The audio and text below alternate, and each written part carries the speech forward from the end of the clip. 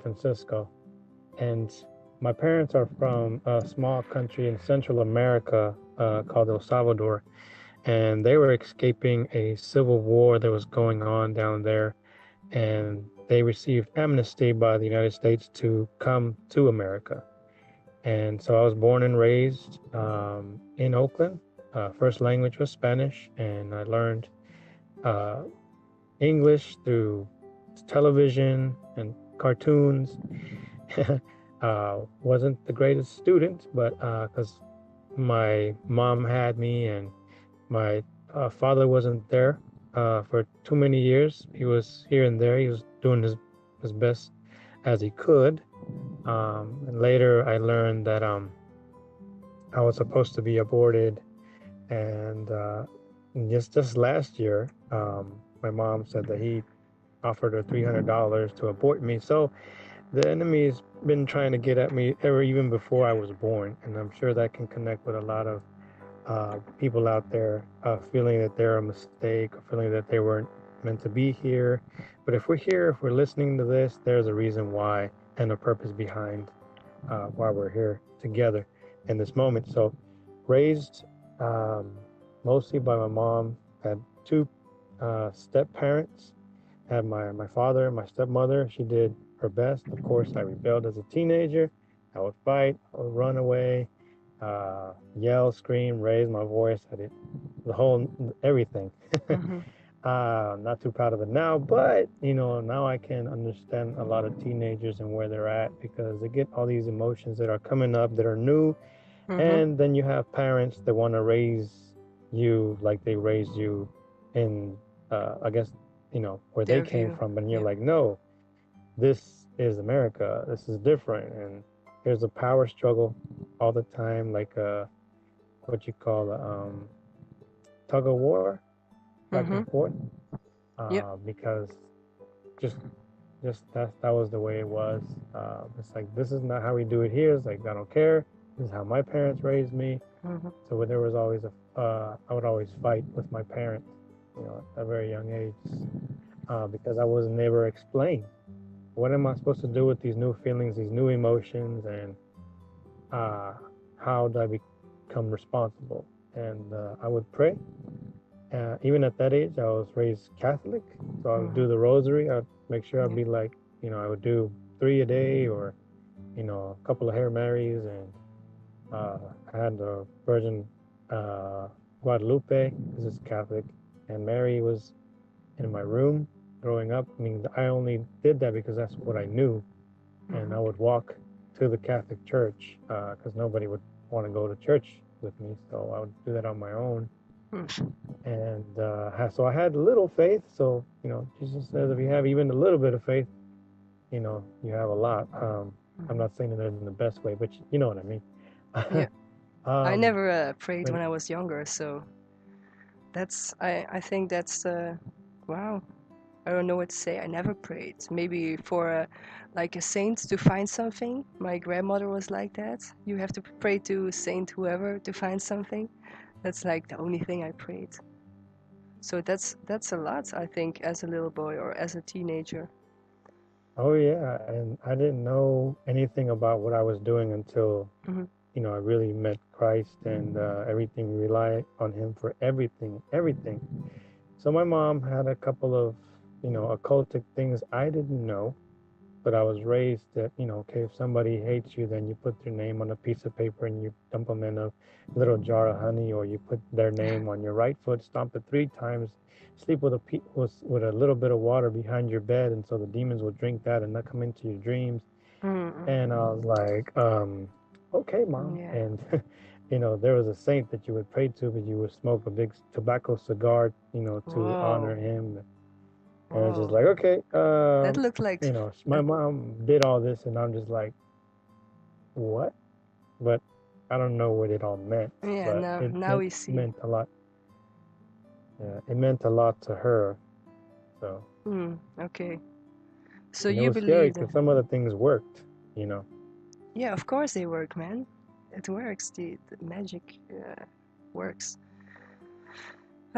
Okay, so when did you change your mind about the whole God idea, did you change your mind, or were you just like interested? When did you go like in the New Age practices? Um, uh, I went into the New Age practice because I never was giving, nobody's really given a handbook on how are you supposed to be as a good person, how are you supposed to be as a good father, how are you supposed to be as a good husband, and I just have all this responsibility laid on my shoulders with my son, with my daughter, with my other son, with my wife, and then my parents. I talk to them, and they still are. The men. I'm gonna just say the men because there's the men. My father, he's still not. We'll just say a perfect man, and my other father, my mother just recently caught him in fornicating or adultery, and it's just heartbreaking because she's still with them and she's still, you know, together. I don't know.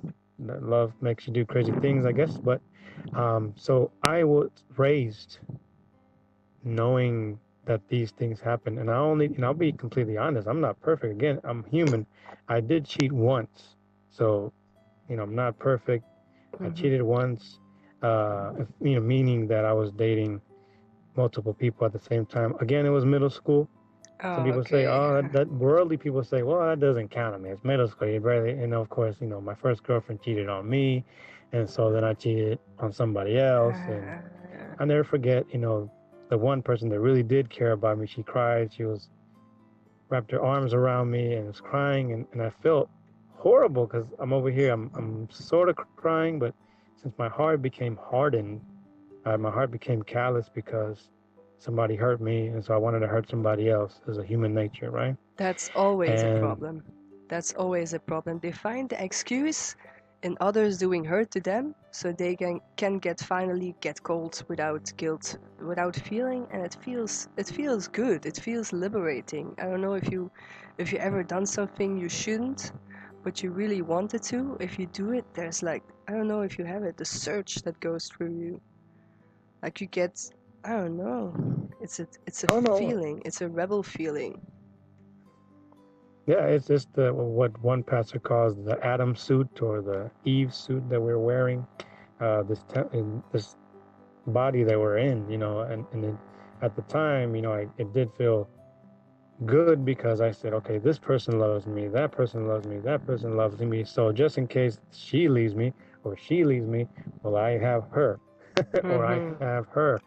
Well, I was kind of thinking about her, so just in case, and it just leaves you kind of more empty because you spread your love so many places, and then that returns back empty or it returns void because I never really loved too many people. Well, they never really loved me back. So then became the whole live your own life, be your authentic self. And so that was the enticing things of the New Age. At the time, I did not know what was New Age. So I started to change my hair, change the way I dressed, started doing, well, what first started everything, and this is everything, was transcendental meditation.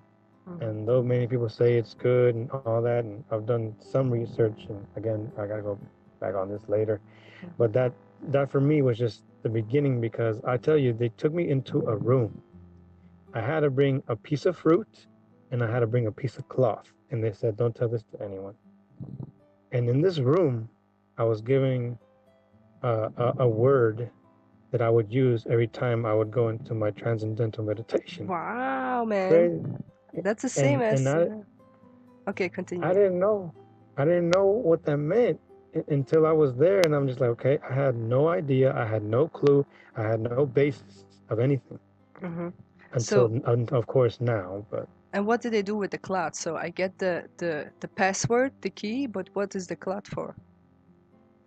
uh, the cloth, I guess, must have been a piece of me that I must have been almost like an offering, like some type of weird offering of me, maybe, to whatever past guru or past ascended master or past teacher Oh, that I had that's. to leave my cloth and set the fruit on top of it. Oh, yeah. Weird. Okay, okay, okay, okay, okay. Damn, it's like it's a cursed object for the demons to get through almost.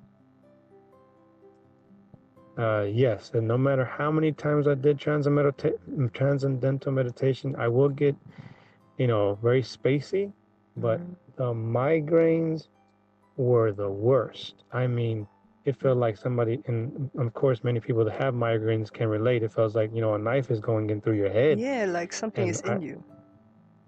yeah, and I've been experiencing migraines. I can remember since I was 8 years old, screaming, crying, and my, what we call it elementary school. I'm not sure if you call it like the beginners or primary school. And the teachers, counselors, they didn't know what to do. They're just looking at me crazy because I'm screaming and crying because my head was just hurting. All right, that's interesting, man. Yeah. Okay, so you did And transcendental, and did you stop it because of the migraines, or yeah, and what? well, like everything in the new age, I sought something new. Mm-hmm. One thing didn't fulfill me, so I went to something else. All right. And I was thinking about quantum healing hypnosis therapy only because I've heard of Dolores Cannon and I read one of her book about Jesus and the Essenes, of Qumran. Uh, I don't know what they were. They're a group of Jewish sect of cult, I guess. And forgive me, audience, if I'm saying this all wrong, or people, anybody out there, but they were set apart basically. And so I just started listening and reading and listening and getting into that. And so I said, okay, when is my turn? Now, maybe I have a past life regression. Maybe Mm. that one time when I was a teenager and I cried for like 3 or 4 days straight, maybe that can be explained. And, I just left the door open for Mm-hmm. anybody to interpret it in any way they wanted to, really. Yeah, that's it. Because I know this might sound weird, but anyway, or maybe not normal, but what is normal nowadays? As a teenager, I was very emotional. I know that sounds crazy, but whatever. I cried a lot, though. I mean, I would be so angry that I would cry, but that was because there was a big, big, giant void, not just, of course, of my biological father, but I know it's because it was of a heavenly father, but I had no concept of what that meant. So Mm-hmm. that led to finally I said, and this was in church, and it was weird.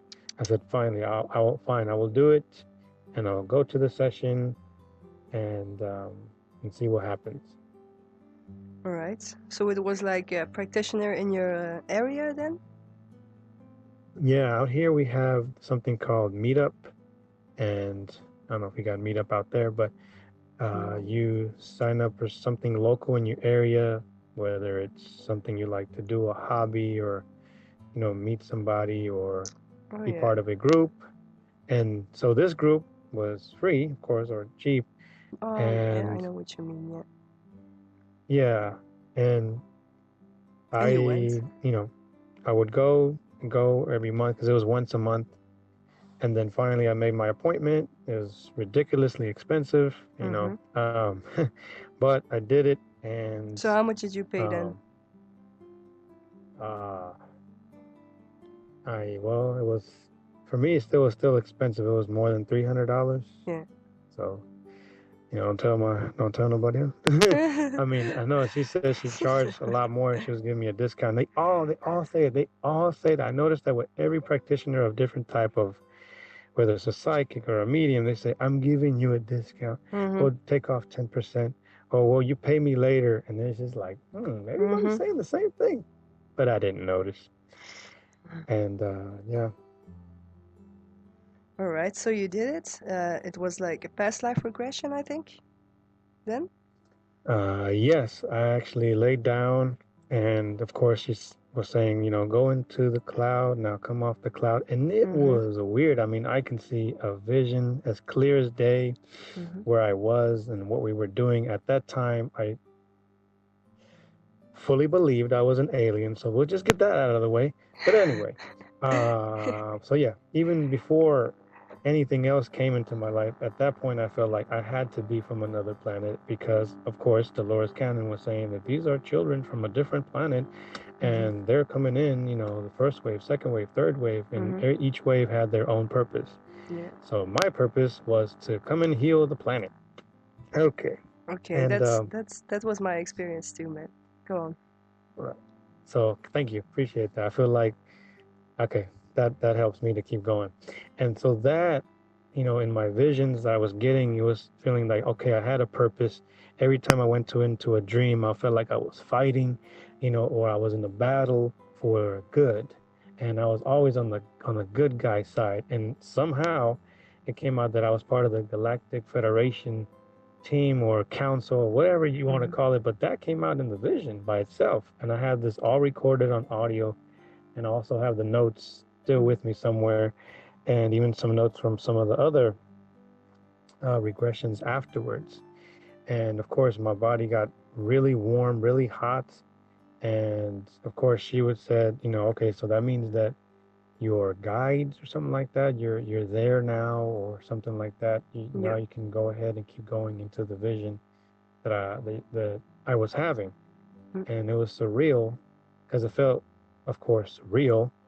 And at this point now, when I look back at it, it's a little scary because I don't know, I mean, I don't even like to say it now, but I know what it is. Of course, it was a demon trying to say that it knew who I was, trying to say that it was my brother Mm-hmm. that was either never born or from another planet. And he knew me.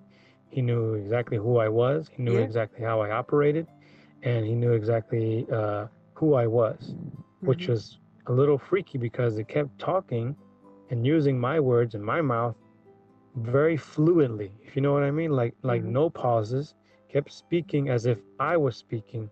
Mm. And I just, of course, at that point, I didn't know what was going on, so I just let whatever happened. I was very open and It's a bit like just channeling, I think. You open mm, yourself up to channel a spirit. I think it's a bit like this. yeah. So when that happened, I know, of course, knowing what I know now, I've cut all those ties and broken those chains, and there was a fight. It was a fight, but I know we haven't gotten there yet. But at that point, I mean, this thing literally spoke as if it knew me since I was born, I guess. Mm-hmm. Kind of like that generational Yeah. spirits or whatever you want to call it, but I want to get to that at the appropriate time. Mm-hmm. I want to say really quick. I was a practitioner, and I had the same experience as you. Before the patient would speak, I would get hot flares, and I thought it was only me. I never asked her if she had the same experience, but it's very interesting you tell me now, because maybe there are other people too with the same experience. They get hot, and I was a little bit confused because I thought in haunted houses, before you feel a presence you get cold, but this was hot, so this had to mean it was good. I was like confused. um, but my patient, she didn't remember anything. It was not a past life regression, but we regressed into her childhood, like 2 to 3 years her childhood. Something happened, but it never explained what happened, what went wrong. It just explained something that happened, and then it went on to like 7, 8 years later, and it would explain something else, but it would never give a clear answer. The other thing she also literally said was um, that she was a healer, and before she could heal others, she had to heal herself first. I think all people that follow like QHHT or energy healing have the need to heal the world, because we finally see how sick it is. So I think that's what they use, because we wanna heal everything, right? I thought I was gonna heal the world with QHHT. Uh, I thought all our problems were over, so I wasn't doing it for money or for fame or something. I think this is also the thing that kept me safe a little bit. I didn't fall in the trap like asking so much money. I could ask 300, 350 euro for one time, and then you could fill it in yourself. There's like an interview in front to know who you are, to get comfortable, and then you lay down and you have to surrender. We have to like babble you into boredom. Then you fall asleep, but just don't fall asleep so that the thing can take over. Um, Also, everybody who listens to this, I want to ask you to look into brain frequencies. There's alpha, beta, theta, and delta. They are very important for you for spiritual possession, as well as the spiritual oppression. I think when you have your critical wall down, you will be much quicker to be deceived. Also in television, they use this. After 1 minute of watching television, you fall into another brainwave frequency, and that's when your critical wall disappears, and that's why you can take in that 9/11 happened by this or 9/11 happened by that. Just also we don't have the full picture, so we have to research. But yeah, I hope everybody can look into that.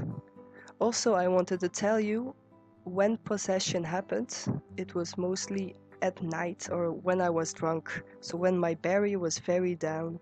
The dream state is also called the theta brainwave state. It's the same frequency we try to put the patients in.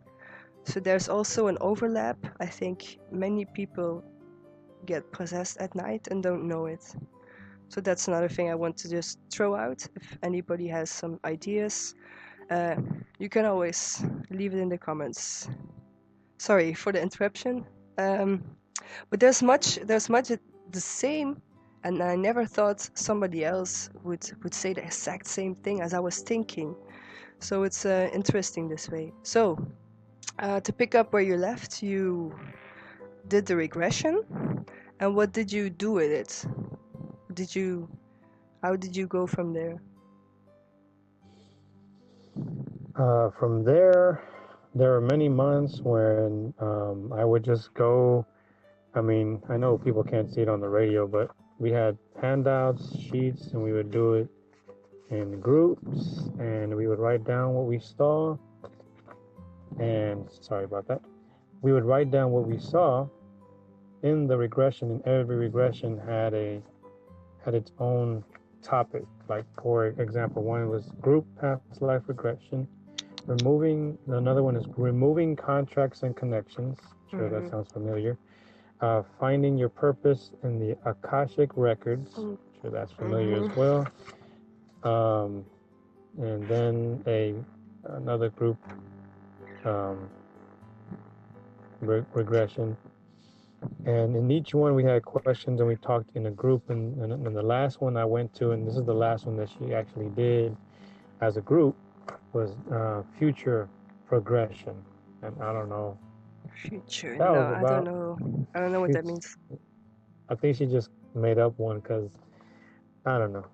I think at that point she was just gonna kind of close it down. You know, just have one last one just for fun.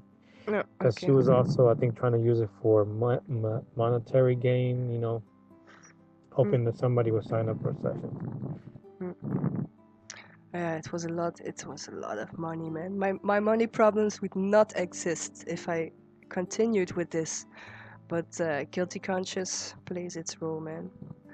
I was very sad that I only did two regressions, but afterwards, wow, when I found out, I literally let people pay to get possessed and fuck up their life. That's the thing. That's the ultimate thing it was not my intention, and I prayed that it could be cancelled, that it could be used for good, because that always happens.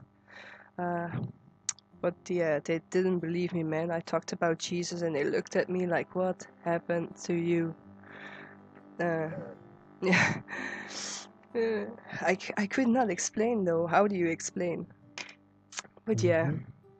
Okay, so after you did the QHHT, did you do something else also? Yeah. After that, there's a list. So before I get to the list, I wanted to talk about Psalm 23. and a video I did make about Psalm 23, which I'll post to the forum, Revelation 12:11. And I just today, for some reason, it just popped up in my phone. And that was actually talking about a session that I had with the QHHT in the group. And within the group, Group we recession. were explaining what we were seeing. So I was at a table and I had family there. We were all laughing, and Jesus was there. And that's one of the things every single time we had, well, after this one, it's like Jesus would always be on the side. He would show up, he would be there. And Mm. I wrote an actual poem. Actually, I still write poems, some here and there. And that poem was basically saying how, he was always there, around, but I didn't have him at the center of my heart. I kind of, I did. I literally removed him. I try to say kind of and sort of just so I can feel better about myself, but really I removed him from the center of my heart, and that's what led to everything just, having their way with me, with the occult world. I didn't know that there was an occult world. I didn't know that there was such thing called a new age. And yeah, after that I did many other things. All right. Do you want to talk about them, or do you want to say how you finally got saved? We'll talk about them, and I'm gonna ask you to help me navigate through this, because it's like going through space. It's like so many things that I got into, and whatever connects, I'm gonna let it connect, because it's deep and it's a lot, and almost everyone probably would require its own video or segment. So I'm gonna just go down the list and we'll see what happens. So there was I'm gonna talk. I really want to get into galactic shamanism. That was a really interesting one. All right. Totem animals, spirit guides. Excuse me. Spirit guides and angels, ascended masters, psychics, and mediums for sure. They were there. Tarot cards, and there was this lady called Barbara Brennan, which talked about the healing hands, which led into Reiki healing, and then Abraham Hicks, which led into this thing I did for a while called vortex proclamations, where you say these proclamations every single day, and you have to get into the vortex. There's a first vortex, and then there's a second vortex. And the guy that helped me get in there, I think he was some type of sorcerer or warlock, I'm not sure. But anyway, because he literally in the session says to denounce your religious beliefs. So basically denounce Christ if we were to move forward with them. But anyway, and then the aromasoma oils, you got to put oils around your auric field so you can be protected or leave behind other things.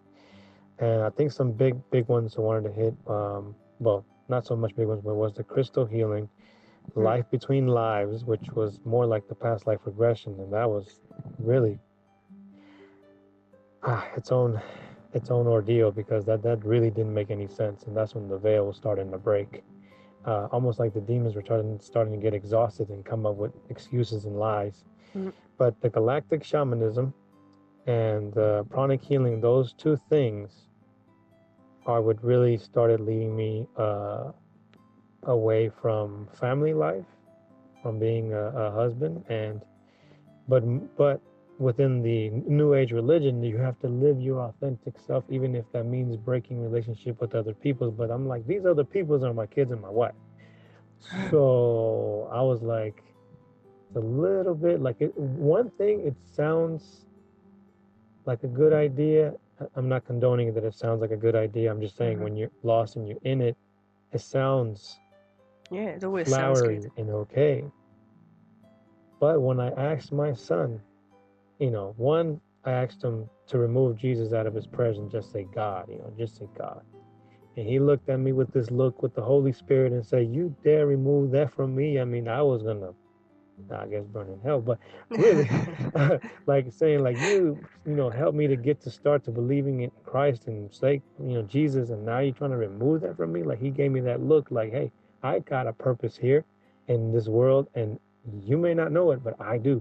But hit the look in the eyes of my son, I was convicted. I was like, okay, I'm gonna just start walking backwards, and have a good day. Never mind what I said, and goodbye. At that time, I didn't know what that was, but I know and now that it was the Holy Spirit in him, letting me know that was not going to happen. And Interesting. when I asked him the question, would it be? You think it'll be fine? Again, I'm lost. I don't know what I'm saying. If Dad wouldn't be here some days, if I would just come around on the weekends, trying to bring a solution like my dad. I only saw him on the weekend, my real dad. So I'm thinking I grew up to be okay. He should be fine. No, that is insanity, and that is the lies of the enemy of the devil trying to get these things to be an okay thing in my life. So that did not happen because I saw my son crying. I saw him weeping, and I'm like, why am I going to put my son through the same thing that I went through? And so God was starting to move in that direction, as far as me and my son. So, yeah. All right. Do you want to talk about all the things you did, like an overview? We'll do galactic shamanism and then go into the pranic healing, just because those were the big ones that I was supposed to make a living off of, or be my true calling. All right, you'll have to help me here. Then you have to explain a little bit about what they are, because I did not. I never heard of galactic. I heard of it, but it was big, so I was like, not now. I'm gonna wait a little bit. Let's see something else first. So, can you tell me what is galactic shamanism? Galactic shamanism is going into the part of the aliens. I'm going to just say this right now. All right, okay. That is the whole other segments of the Arcturians, of the Pleiadians, of it's been so long. I forgot all their names. And honestly, it's like from my brain, I'm sorry, but if those things, once they get removed, only the Holy Spirit can speak and say what those things were. But, because now I have, the Bible verses, scriptures, and I'm trying to remember. And so some things got to be kind of moved out. But it was the Arcturians, the Pleiadians, or the Orion Council, and all these other demons from different planets. Basically, really what it was, trying reptilians? to pretend. And the reptilians, and then there's different species of the reptilians, and then there's the benevolent reptilians, and then there's the mean reptilians, which wants to eat us. Yeah, I know. It was a lot, and I was just like, okay, it's too much for me too. But anyway, so let's just focus on the good ones. So come on, man, you can do it. At the time, all right. So when I was lost, let me just give that disclaimer as going through galactic shamanism training. Of course, the enemy whispered in my ear, look up what galactic shamanism is. I Googled it, got connected with somebody that did this type of training, and they lived in, I think, Argentina or Brazil, and then for some weird reason, they moved to the United States.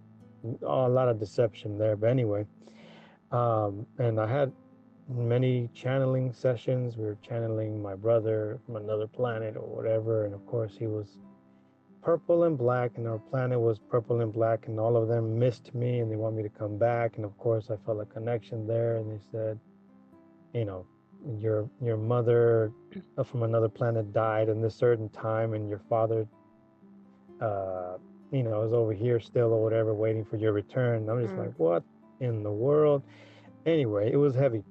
And like stealing stealing you from your family by a fictive family. Yeah. So essentially I had another family, and they were all aliens, and I was an alien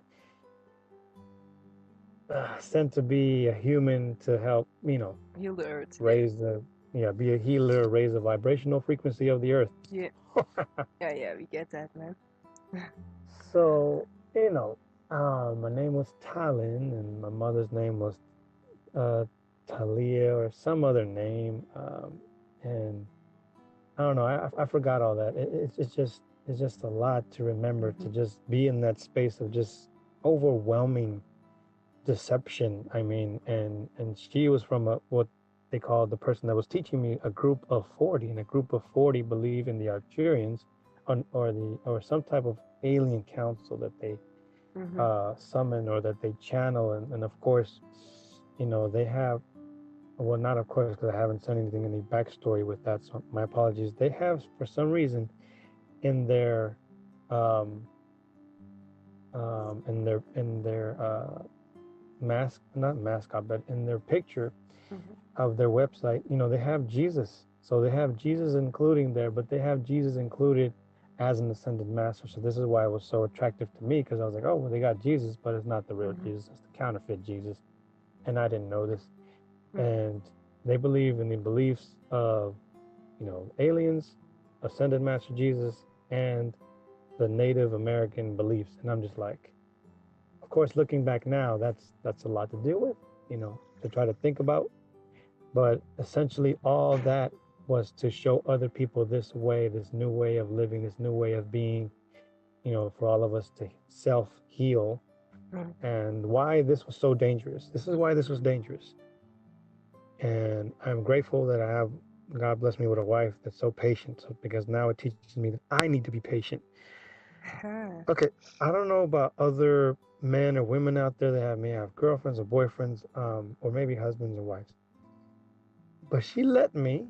All right, she again, not that she was supposed to let me or not, but was okay with me going all the way to Tulsa, Oklahoma, basically another state outside of Texas, to do a 3-day training as a galactic shaman with other people, of course. And of course, I'll send her pictures and all that. But just to think for a moment that somebody would leave, and of course, I validated it with saying because it's my culture. I have a grandfather or great grandfather that maybe was a shaman. I don't know. I had a vision that he came to me. He was an old man with a red bandana and he had wearing all white and it looked real, you know? It looked real. And I would cry and I would tell her like this is my destiny. I need to be a shaman. I need to heal people. I don't know what the heck I was talking about, but anyway, one thing that I wanted to share that was special when I did go over there, God was with me. And how I knew God was with me is because he gave me a different vision than what everybody there was experiencing. Okay. Ah. So full disclosure. Anyway, we had a session where we meditated and we went on a spaceship. And we were all on the spaceship. Everybody was on the spaceship, Mhm. but I wasn't on the spaceship because I just didn't want to go on the spaceship. So everybody said that they felt they were on a spaceship and I was not on the spaceship. Mhm. And the vision that God gave me, or at least I feel because this is part of my testimony, is that he let me meet my 5 or 6 year old self. So me being 30, I think it was 32 at the time or 31, and I met my little me, like me when I was 6 or 7, and I'm just looking at myself and I'm like, whoa, what's going on? Of course, that freaked anybody out. Mhm. And what he was saying essentially is that all of the pain, all of the missed times, all of the times I didn't get to spend with my dad at that age, those happy memories, he said, now you have the more time you spend with your son now, you'll be able to heal that child inside of you when you were that age. And that was really big to me because, it helped me, it led me back to my family. My ministry is my family. My ministry is my son. My ministry is my daughter. My ministry is my little son that was, just born a couple of months ago. And Mhm. that hit me hard because all the excuses I was giving, well, nobody showed me love. Nobody taught me how to be this way. Nobody taught me how to be a good husband, good father. And he was just saying, okay, well, then now you do that for your son. And I was just saying, okay, well, show me. But that was just the beginning. Now he was just planting the seed because Mhm. after that,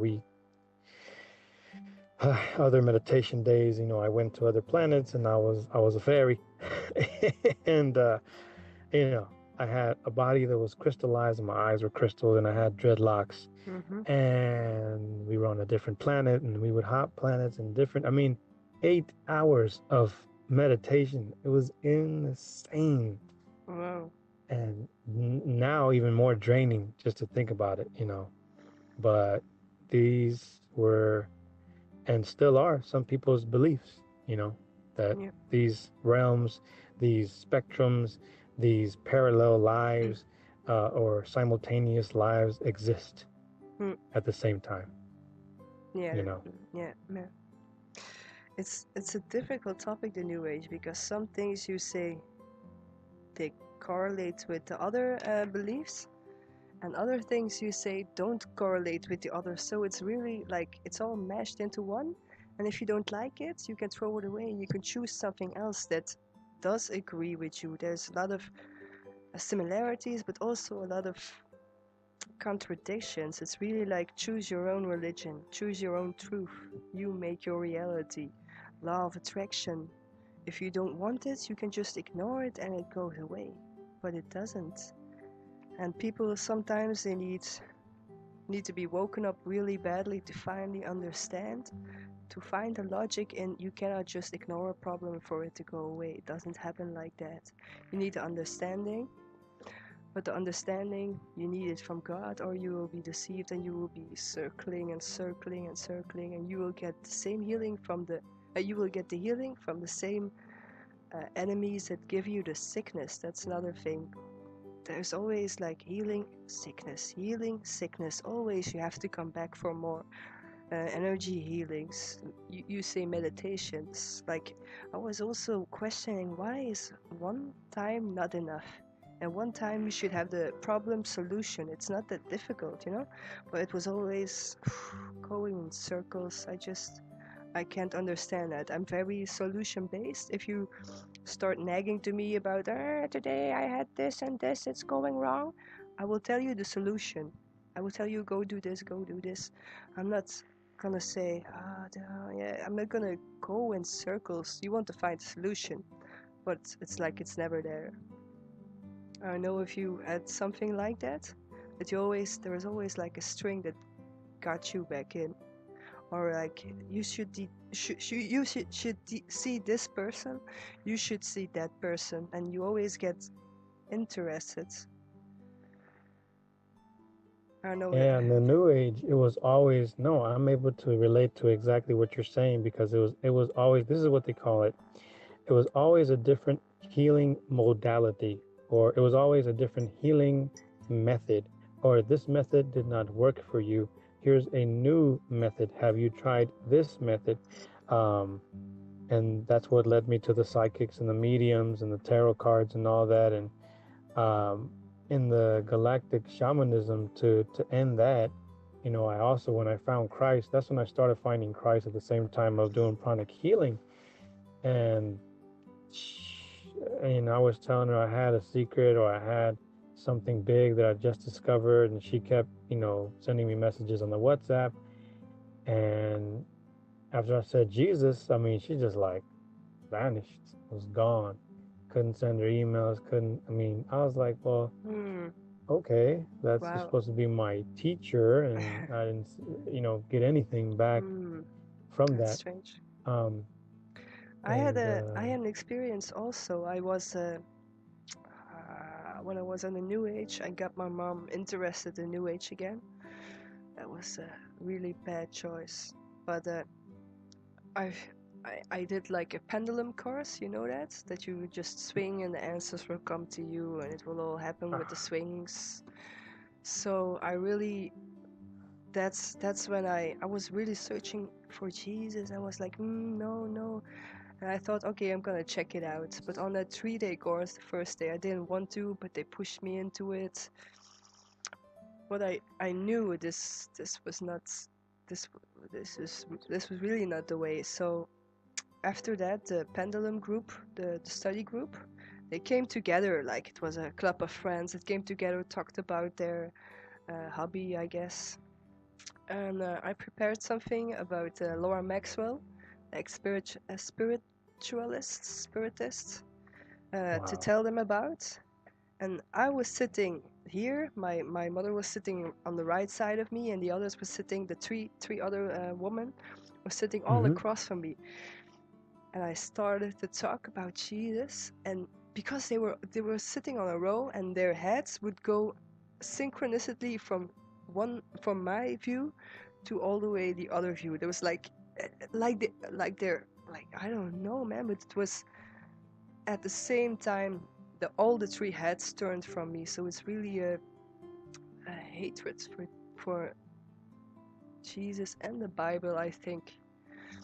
For the truth. I don't know. It was very strange, man. All right. Yeah. They I'm run, sorry. they flee, and they tremble at his name is what it is, Yeah. And they don't like it So at after all. you didn't hear about your teacher anymore? So what did you do No, then?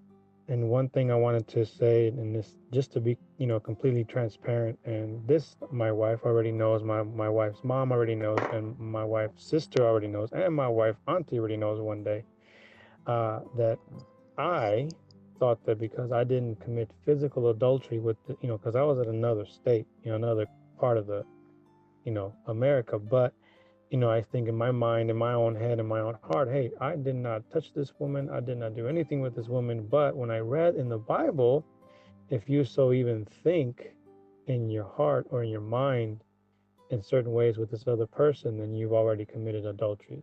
And I was like, what? Like, because I was just used to the definition of my fathers, and my stepfathers. It's like, well, they have a girlfriend. Like, they literally have another family and another relationship. Like, literally, my dad has three families. Like, I have three siblings from three different moms, so I'm thinking that's the definition of adultery. But when I read and when he led me to that, because that helped me to grow, that, to look at, another sister with as they are a sister, but of course then I didn't know what that definition was, so I felt like everything was okay and everything was a go. Um, so that I was let out by that, but also came clean with, everybody, because I could move forward and broke those chains of bondage of feeling guilty. I'm like, hey, yeah, I messed up and I'm human, but I, confessed to the Lord, number one. He knew, and I knew, but I said, hey, I know, forgive me, I messed up. I didn't know that was a sin or even a bad thing.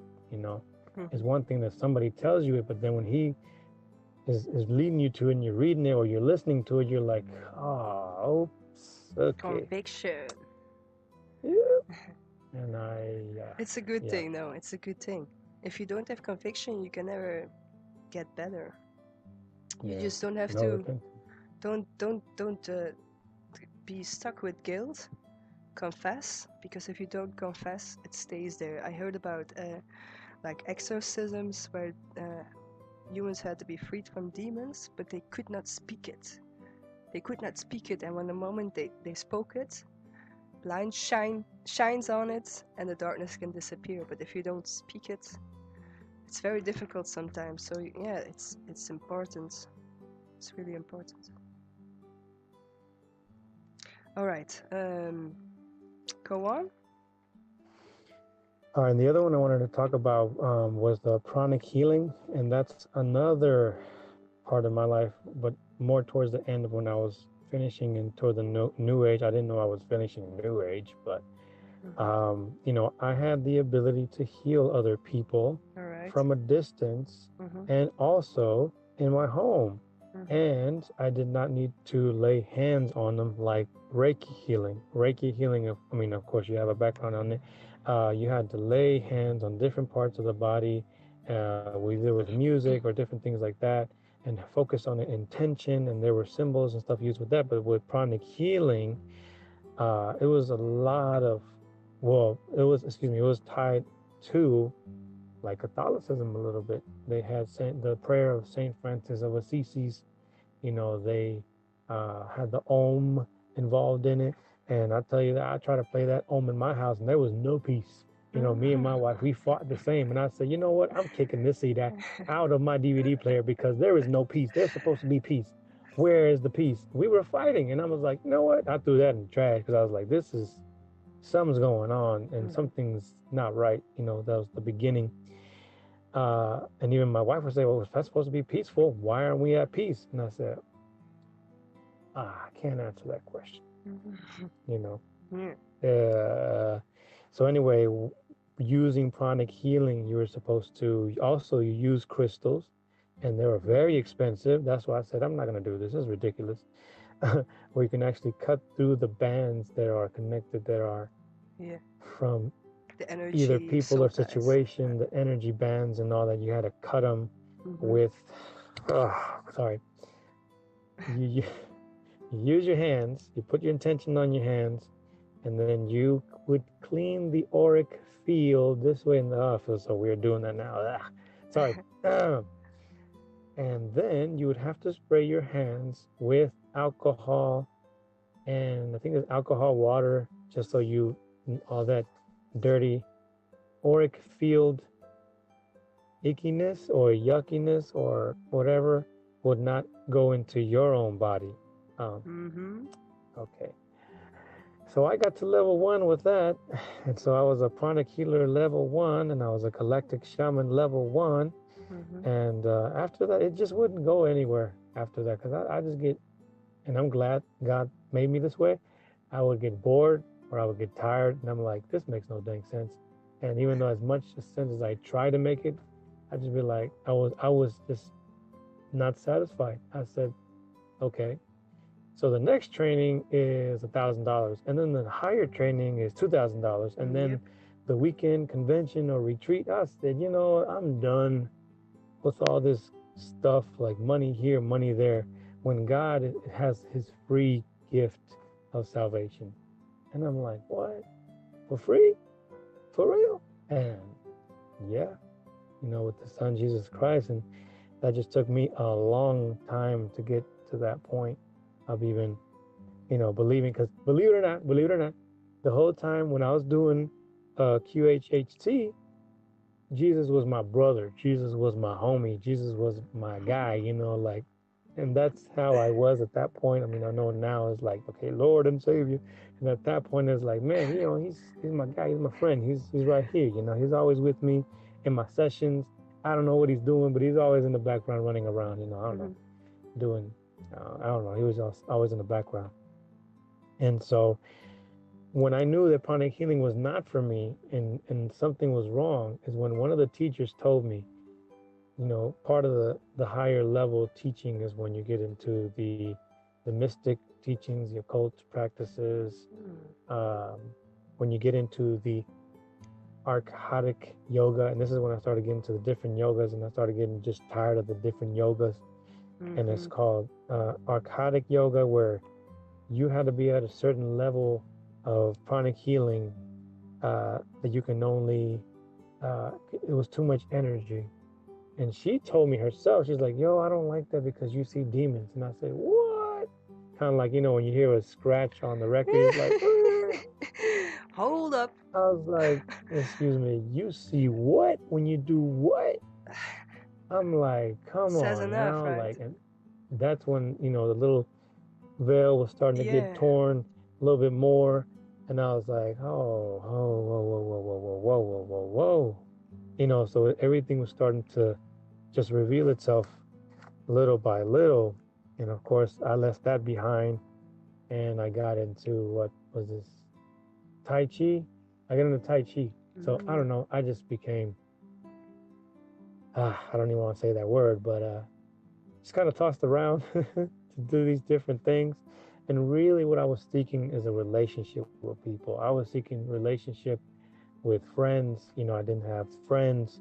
I said, okay, well, this person will, because we practice this, and there was no relationship. I still got the same look as I got before, like, oh, who are you, and where are you coming from? What do you come here to do, and why do you think you're so much better? And I'm like, whoa, we are in the Om session now. Okay, we are yoga. You're friends Okay, now. we are at peace, and are we, and that was the one thing that rubbed me the wrong way, because of course, we wanted to be at peace, calm, and relaxed. But some of the outfits that people would wear, I'd be like, hey, I mean, you don't leave too much to the imagination doing the whole yoga thing. I'm like, that's so much ego, so much ego. Oh, you're becoming one with yourself, and that's the only person you're gonna stay with, because yourself is way too big to even create a relationship with. I even had some yogis block me from their Instagram page. I'm like, oh, for real? I'm like, I would like your Instagram pages and would put comments on it. I'm like, man, that is okay, so I started seeing how much ego there was there, A lot in the New with the Age. yoga, and a little bit about the Kundalini yoga. I got into that Mm-hmm. because of a counselor I was seeing at the time, and God Sovereign, God rest her soul. She had a reoccurring cancer, and at the time I thought that the his called energy healing. Energy healing would heal her. She gave me the book, and I tried to make another appointment with her, and it went from December to February, and with that time, and Sorry, can you repeat that last sentence again? yeah, she had within that time she September. had passed away, and All I'm right. thinking, okay, you already beat cancer, and here you got a Mm-hmm. reoccurring cancer. Within 3 weeks, she was gone. Wow. And I was literally holding on to her book that was about energy Mm. healing. I just decided to give it back because I just felt like it was right Mm. for her, kids and stuff, and the people there. I don't know, to have it because it was hers, it wasn't mine, and that was, you know, a low point, and that's why I got even into more occult and new age stuff because I was trying to find her. I was trying to hear from her, Yeah. just like Saul was trying to find, I think, Nathan, or one of the, or Samuel, was trying to find Samuel, trying to get advice. And it was like, hey, Yeah. you Yeah. you left me. You were supposed to, in my mind, when I was trying to make the appointment, I know that the lady said, I'm sorry, she's not with us anymore. She passed away. But then I was like, okay, I know you told me that she passed away, but I still want to make an appointment. Mm. I know that sounds very dark, but at the moment, I was just in this weird space of like, wait, you just told me she was what? And then, of course, another part of me was like, I still want to see her. Mm. Um, and that's when I started getting a little bit into the Kundalini yoga, but not that much because it will come. I mean, when they talked about the serpent energy, I mean, I still went to some other places to do it, but I just couldn't get past the serpent. I'm like, serpent? I'm like, I don't Mm-hmm. like snakes, number one. I know people say they're beautiful and they serve a purpose and they handle the Mm. pest issue, but just me being who I am, I was like, nah, no, no.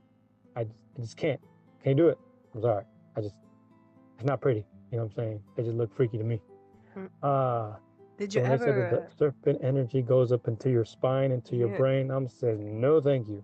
And then you get enlightened, and then you get this euphoric feeling, and everything connects. It's a bit like I don't know if you had that, but people tell me when they what's the drink, ayahuasca. Oh, yeah. After that, Ayahuasca. there are a lot of people that say I felt like connected with the earth for 10 days or more. It's a little bit like that. You can little. I think I got it once. You can really feel it climbing up from beneath to the point of your back. But after that, if you are lucky enough for your third eye to open, then you'll see demons also. So maybe uh, you just were lucky to get out of that one, I think, because it's Oh, it's yeah. another open door, man. Wow, it opens. And It's a big open door.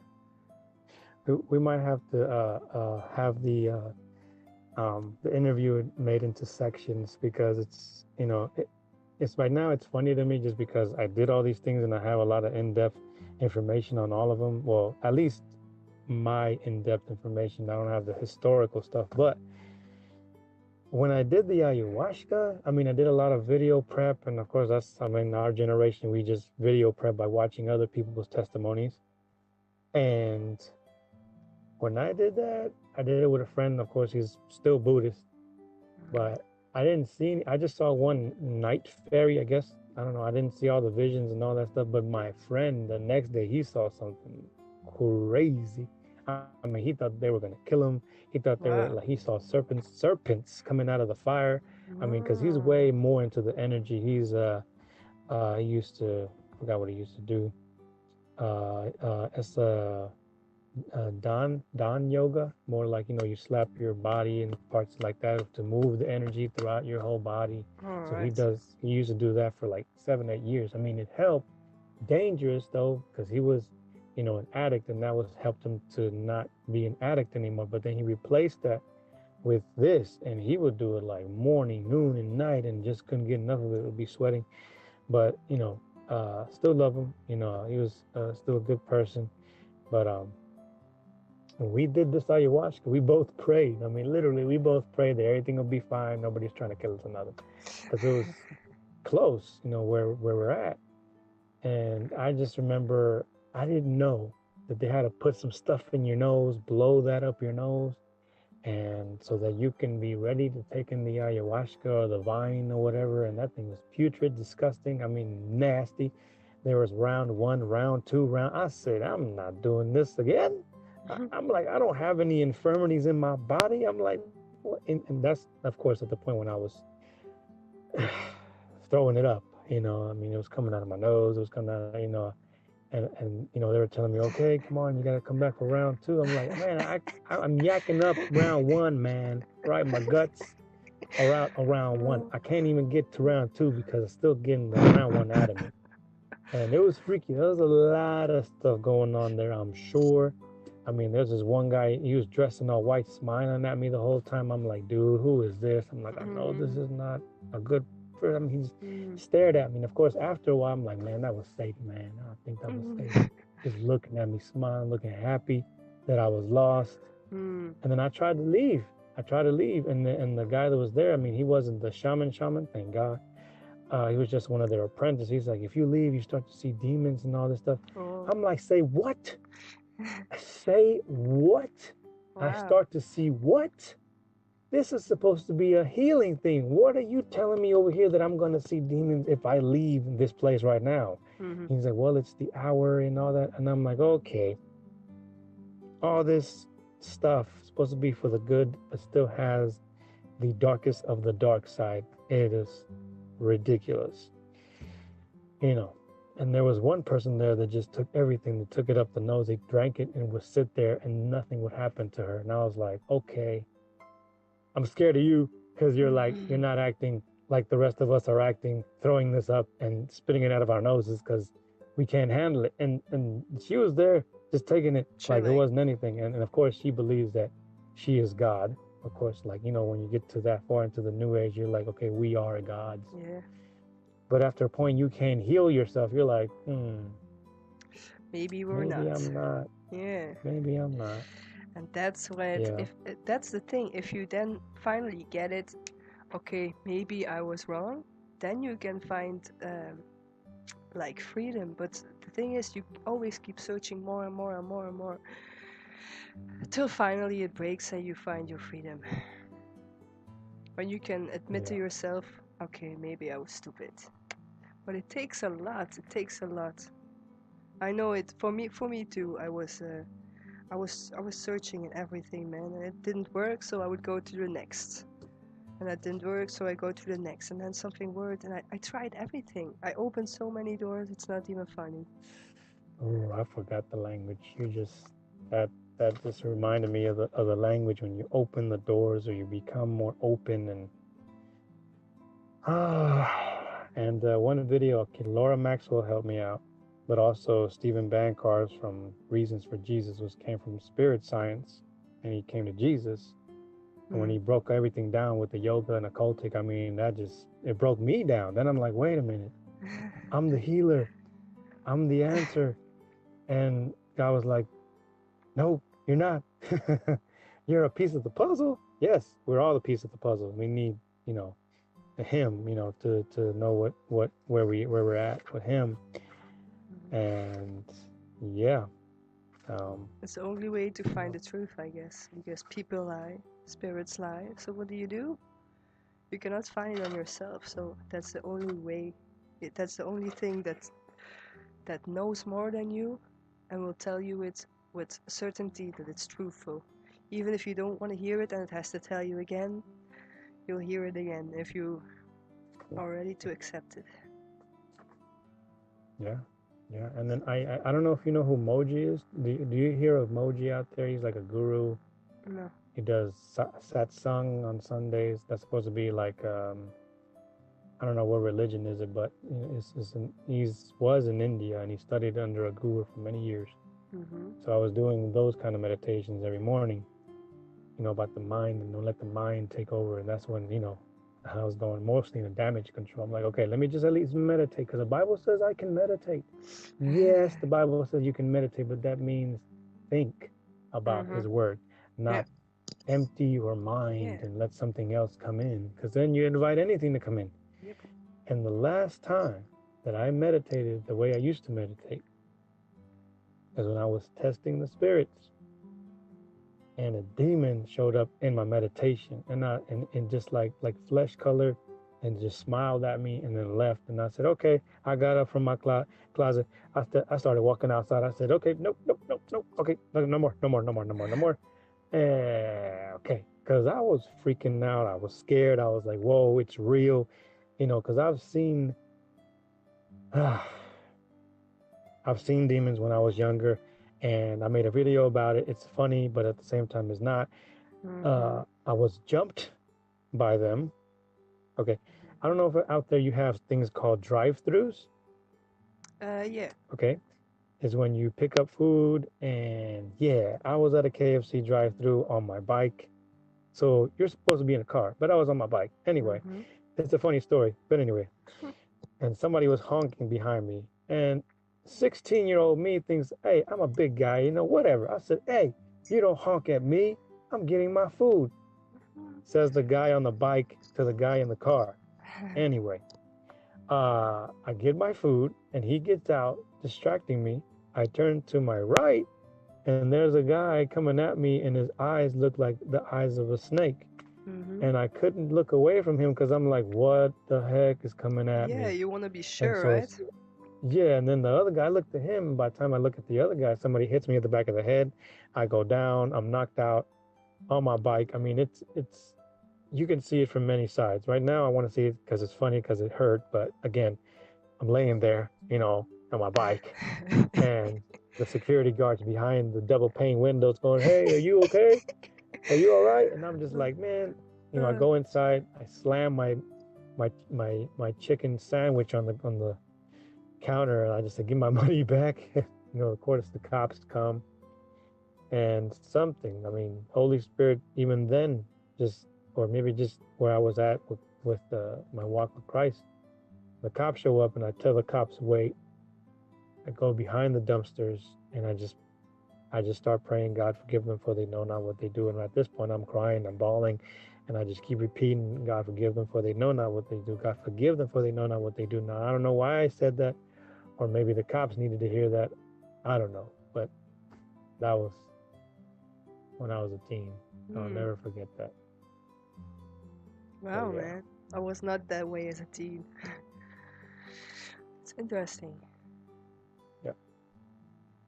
I had it one time too. It was like I was with a guy, which I now think he was like a Satanist or used. He was a drugs dealer, but I think he used like magic and stuff. He wouldn't tell things, but you saw it on his face that he knew stuff. And we were walking, and there was a police cop, and he sees us, so he pulls like a detour, and he comes back at us. And the sun was shining from behind me on his face, so his eyes were not really clear, and it were slits in the eyes of the policeman. I was looking at him, and I thought no, and I was looking at him more because I was thinking, okay, just because of the sun I can't see it, but it was slits in the policeman's eyes. It was really weird, right? I couldn't. I'm doubting. Like, was it slits? But if other people see it, I think I saw it too, man. It's strange. Yeah. Alright, so And mhm. yeah, go on. And no, and now that was what the first time I seen it, and then later on, fast forward to what you had mentioned, it was one of the psychics I was going to see, and she Mm-hmm. had many ways to be deceitful. She had Tesla coils. It was like electromagnetic something. She Yeah, did massages too, and they she use it said you in have a. they use it in Huh? orgonite too. Do you know orgonite? Orgonite Tell me too. about the organ. organite. They use it to dissolve the chemtrails. It's like a fight thing against the chemtrails, but when I look at it, I made it myself. It was with metal and then some fiber, but the fiber itself, when it breaks down, it's very toxic. So I was always wondering, why do you make this toxic thing? They throw it in rivers and fields to dissolve the chemtrails again, to help clean and heal the earth. But the thing itself is very toxic. And I made them once, and I gave them to somebody, and I think they invited demons in, but because shortly after that, she fell face first on the floor, and somebody, their neighbors had to go and help her to get straight up. And I was like, oh no, this should keep the demons away, and now this is happening. So I asked them back, because I think, the it's not good. So they use the Tesla coils to dissolve the bad energies. Okay, so go on. Yeah. She used Tesla coils. What else? No, she used Tesla coils, and I was laying down, and I know God was with me. I keep on saying this. I cannot not say this, because every time that she would get close, or she would try to get close to me, I would instantly wake up.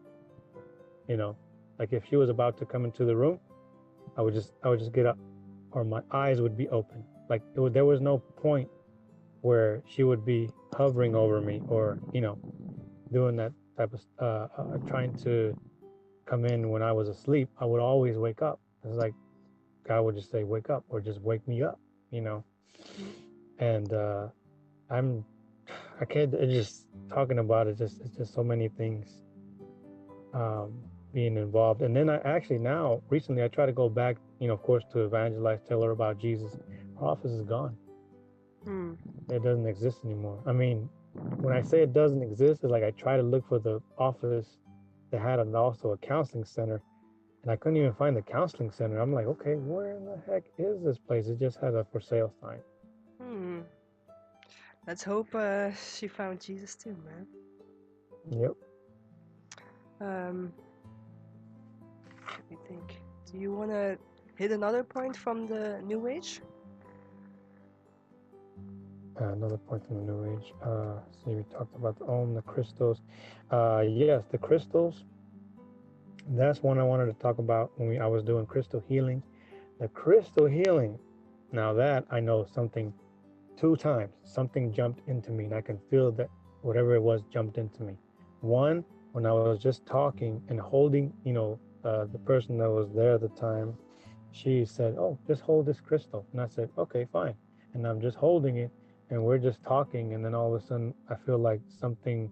I don't know. Have you seen the movie Ghost with Patrick Swayze and Whoopi Goldberg? It's an old movie from the 80s, 90s. No, I watched it with my mom. I don't know. It was more sentimental because I was like, oh, me and my mom had an awesome moment. But anyway, watching a movie, and it was basically, she was a psych. Whoopi Goldberg played a psychic, and whenever the dead wanted to talk with the living, they would jump into her body, and she would just jump like that. And I felt like something got in me, and I just jumped. I'm like, whoa, whoa, whoa, whoa, whoa.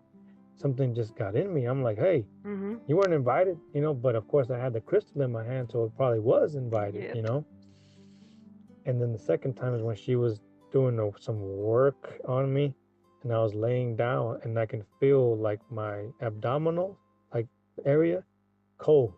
It was just cold, cold, cold. And I had a crystal here, arm, abdomen, legs, and also by my feet. I had a whole bunch of crazy crystals.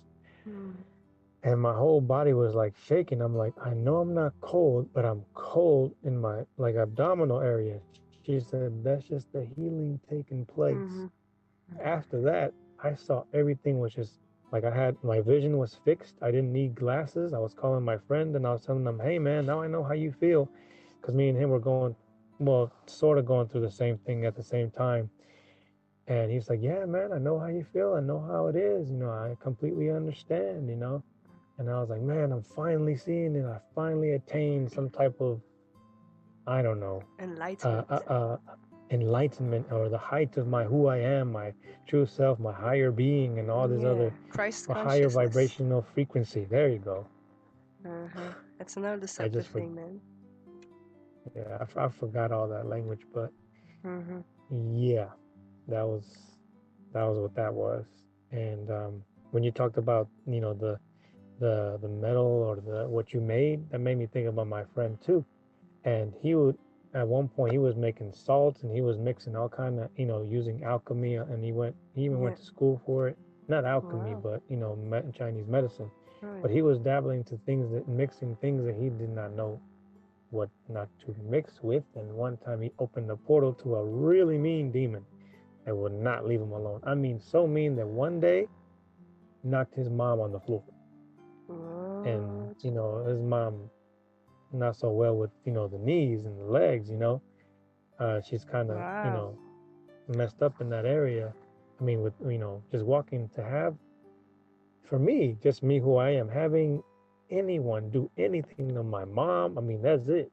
I mean, I don't know. I mean, when he told me that, I'm like, bro, I'm like, dude, it's a demon, man. I mean, what else can you call it? I mean, come on now, something that you can't see pushing your Knocks. mom to the Yeah. ground. No, no, Wouldn't you want to try something to fight that thing? no. And Mm-hmm. he went to so many psychics and mediums, and they would have visions of their heads being cut off because the demon was so angry at them, you know. Whoa, man. And it was really crazy. And then he went to some psychics that couldn't even help him. They couldn't even tell him how to begin, where to start, you know. He needs And deliverance, man. one night I told my son, no, I told he's still a good friend of mine, but I said one night, dude, when we were driving to our restaurant because we were having guy time, I was like, your eyes turned completely black on me. And we were just talking, and I just turned my head, and your eyes are just like black. And I was like, okay, we're gonna go eat, and I'll tell him when we get inside the restaurant, Whoa, not in this man. car right now. And I'm just turning into parking. And I'm like, dude, Yeah. your eyes just went completely black, man. And of course, he didn't. He just said, "Oh, for real? Oh, Wow. it's crazy, dude." I was like, "Whoa!" He started laughing, but I was like, "Okay, where do we go from here?" Mm-hmm.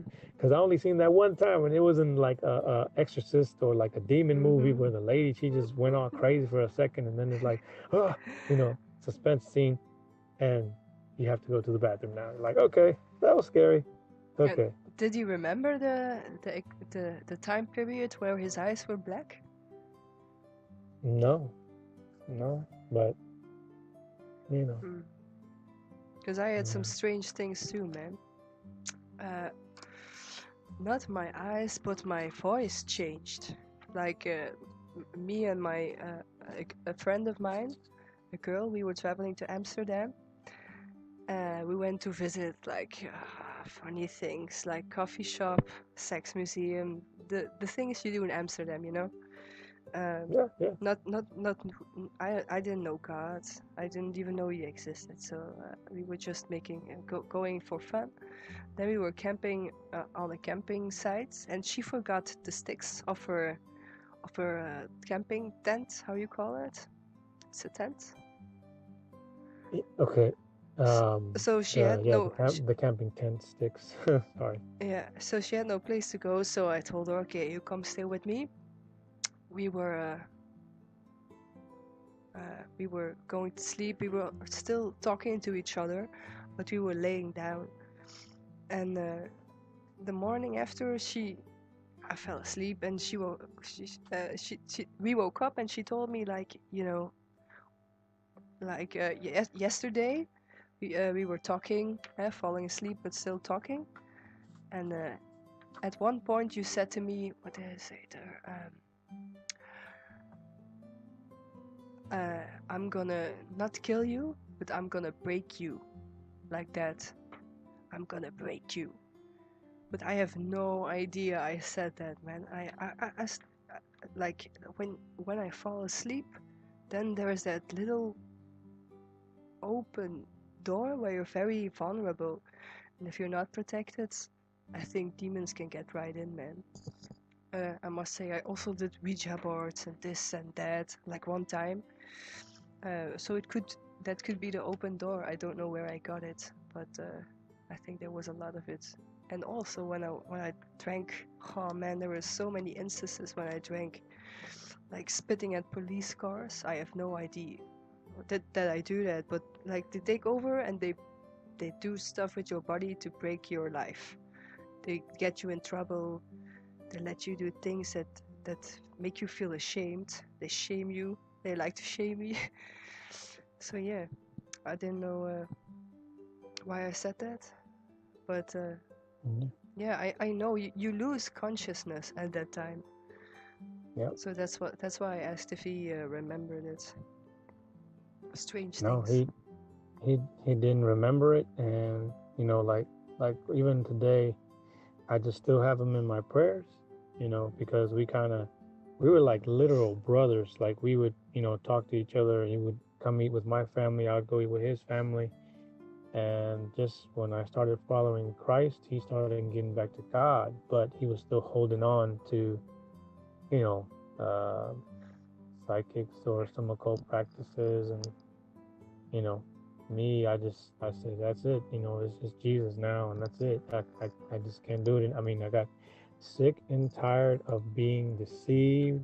And when I see the demons coming, I'm like, okay, there's two worlds. And where it broke is right here. And I think I said this earlier. I had a book by Doreen Virtue, which had angel card books. And now, well, Mm-hmm. according to her, she's come to Jesus and was baptized by the name of the Father and the Son Jesus of Nazareth, she said, and the Holy Spirit. But and back then, I was reading a book that she had compared Saint Germain, Christopher Columbus, and Archangel Michael or something like that, and they were all tied to Jesus. And I said, no, Jesus has no tie with Christopher Columbus.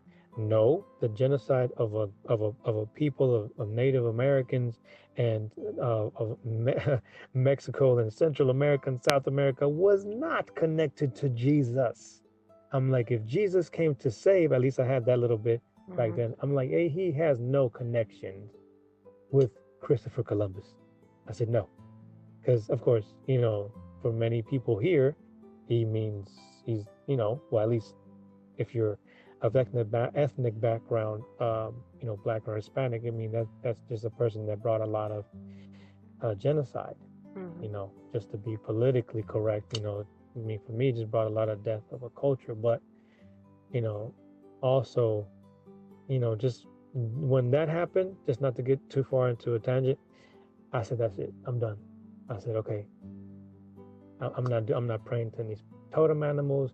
I'm not praying to no bear, totem animal, to no was it Okay. hummingbird? No, it wasn't hummingbird. It was dragonfly Joe. Hey, Uh, I had animal totems too, man. In my childhood, I had them too. A lot of things you say, I had them too. Like angel cards, I had them too. I had them all. Yeah. All right. So you stopped doing that, and you said, "I need the Bible," or what? What was your game plan? yeah, I just started seeking Christ. I just said, once you say those words like "show me," huh? I mean, that's when I saw, the demon in my meditation. When I try to still hold on to my meditation, he was like, "Nope, look, I'm gonna let you see this," and I'm just like, "Oh, okay, yeah," and Yep. that freaked me out, when I would see things like that, and at that time in my life, and this has happened all throughout my life, I'd hear people calling my name. Clearly, I can hear people calling my name, whether it's a guy voice or a girl voice in the house, or Yep. my daughter, or my wife, just familiar spirits. And I rebuke that on the name of Jesus and the blood of Jesus many, many, many, many, many months ago. And, every once in a while, just to have a covering over my home. But at that time, stuff was moving, stuff was Yep. falling, in different parts of the house. And I would get this cold chill in my body. I'm like, I know where that's coming Yeah. from. And little by little, God was working on me to leave certain things behind that was not of Him. And with time, I mean, fast forward a year later, now every day I'm just like, remove whatever is not of you and remove everything that is of me and leave only that's pour in everything that is of you, and trying to be as obedient and submissive, fruitful branch of the vine, which is Jesus Christ, as much as possible. Because for me, it became a battlefield. It became a war, a real, literal, physical war going on in the spiritual realm and the physical realm. So then when I became when I became conscious, no, but literally when I started to see that, okay, there's a game being played here, or at least a battle. Mm-hmm. And the war was won on the cross. And now it's just little tiny battles of the enemy trying to get people to the new age, or trying to get people away from Christ, or trying to get people away from thinking. I even got to the point of believing that there was no devil. There's no such thing as a devil. Mm-hmm. I saw a posting that said that people think they're all, that I'm causing all their problems, and there was a meme on Instagram. And I was like, okay, I think I've gone way too far. Like, I know there's been certain things in my life that I can blame on him, that I've tried to do good and I didn't. And so when I realized that there was a battle and you have to be, versed in your sword, the Bible, then it became kind of like a chess game. The more of the verses that he led me to, basically, because you have to seek him, you have to ask him, and he comes to everyone. Of course, if we seek him, but of course he's always there. But when you seek him, use his videos, people's conversations, preachers, people, friends, new friends, old friends, somebody in the supermarket that's right in front of you that's talking about something. You're like, oh my gosh, they're talking. Okay, I hear you. Which has no relationship with you, but one word, whether you're in a cafe or wherever you're at, and you ask him the answer and he gives it to you, it's ridiculously impossible to say, nah, maybe that wasn't him. Nah, kind of like that movie with Jim Carrey, and he's asking God, give him a sign, and he's literally giving him a sign and it's flashing and it's telling him the words, and he still's like, I'm not gonna believe that. That's just a coincidence. Mm-hmm. Yeah. Also, a lot of people forget that they pray about something, and then if you're not diligently seeking him every day, and you pray for something and the answer comes like a week after, but you forgot, you're not gonna hear it, because the devil can blind you again. They can blind you for certain words, for certain things. They can say, don't go this way, don't go that way. They can let you forget stuff, all that, man. So you really have to not give in 1 ounce, really go for the truth. I told him, I went on my knees, I said, I need the truth, even if I lose family, if I lose friends. I don't care what I lose, but I need the truth, because I could not find it. They say this, then they say that. I'm like, man, there's one source, right? Why do you say this and you say that? So I was done searching, and I just asked for the truth to come to me, and it came. That's how simple it is, man. But you have to really be prepared, because I had to cut some ties with friends that I began to see were not really my friends. And the thing is, I was at a very low, like, no money, no this, no that, not even knowing who I am. And then that's the period when you know who's gonna stay and who's gonna leave you behind, because you're how do they call it? The way people see you is not positive, it's negative. So only the ones that truly love you are gonna stay with you. And I had to leave them behind, man. So, but it's good in a way, man. I found some different things I would never wanted to believe. I saw it, but I didn't want to believe. But you cannot change the truth. If you want to say, okay, they are my friends, you will get in trouble afterwards. So just ask for the truth, and the truth will come to you. It's that simple. Yeah. And then the enemy is the one that makes it not simple. The enemy is the one that makes it complicated, and then gets into the mind of a man or woman and says, what if? And down the rabbit And hole that you what if goes. goes down the rabbit hole. And I tell my son all the time, I say, Papa, I call him Papa. I said, Papa, that what if led to all of this. That one what if I should bite this Mm-hmm. fruit from the tree of knowledge of good and evil, led to where we're at right now, of why we are desensitized of people dying, people killing each other. That's a solution, killing themselves. I mean, I see the pain as I go to these schools and even to homeless shelters. And I would do ask myself sometimes why, Mm-hmm. and it hurts because I don't want, nobody wants to be in that situation.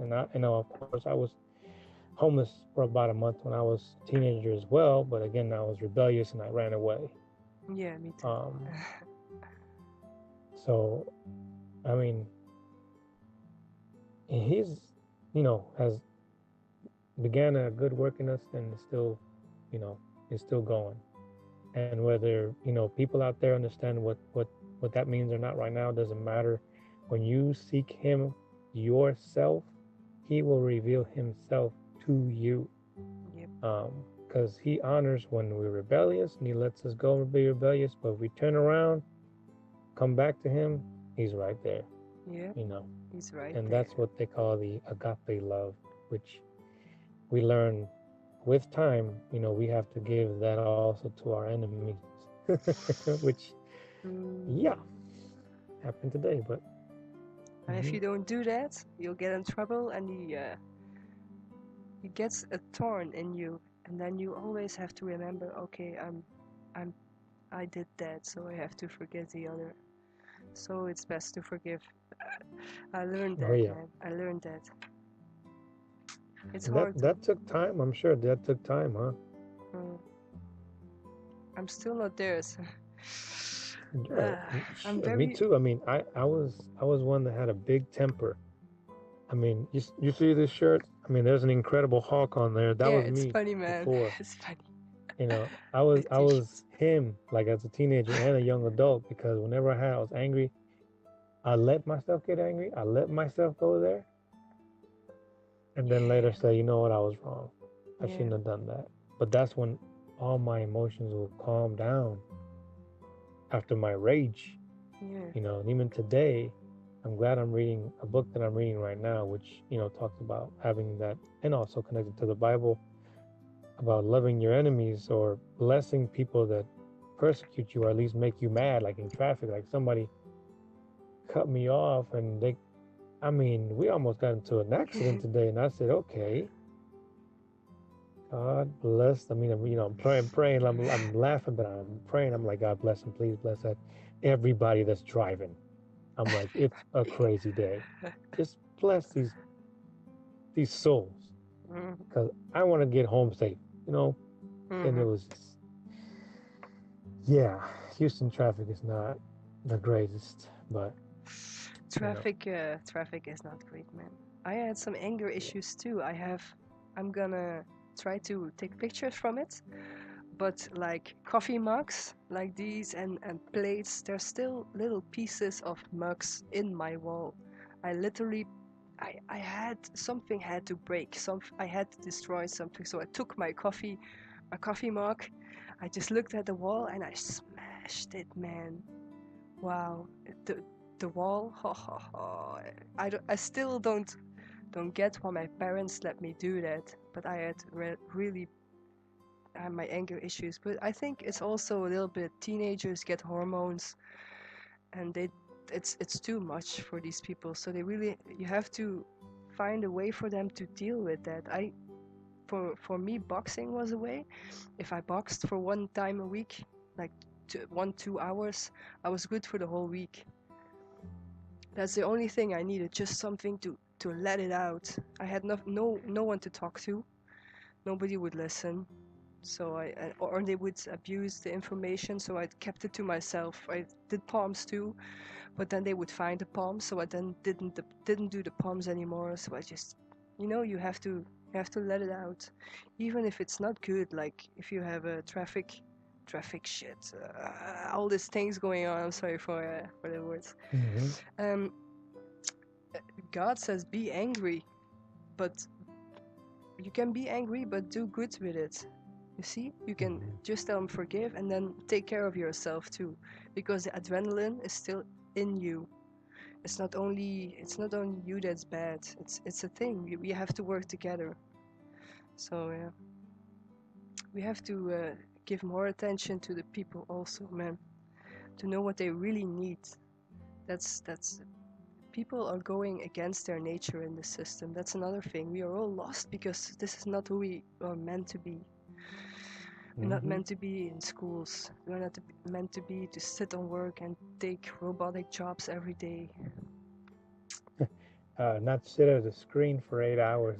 The body of a human was not made to be in front of a screen, for 8 hours and go into, maybe you can explain this better. And I'm closing my eyes just so I can explain, all this information I'm trying to, get out there. When you go and look at a screen and try to do work on a screen and not interface with a human, but you're trying to do work on the screen for 8 hours, I'm sure you get a break, but the screen is not talking back. Mm-hmm. And for 8 hours, I'm sure, what mind state do you think the brain gets to? What theta or beta state to be that long in front of a um, monitor? What state does the mind go in? You said earlier. Is that a question?